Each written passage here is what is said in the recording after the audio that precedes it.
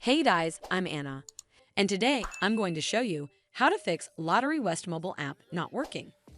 So first of all, you need to make sure you're running the latest version of the app. Open up App Store on your device, and then tap on this search icon in the bottom right corner.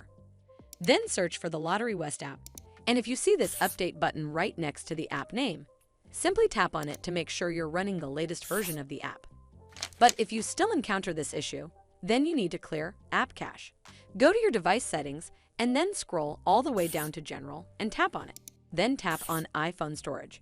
From here, search for the Lotterywest app and then tap on it. Once you're on this screen, you need to tap on Offload App. Tap again to confirm. It'll take a bit for processing, and then a Reinstall button will show up. Simply tap on it to reinstall the app. This should fix the issue, but if it doesn't, then you need to completely reinstall the app. Follow the on-screen instructions to navigate all the way to the app page. Once you're on this screen, tap on Delete App to uninstall the app from your device.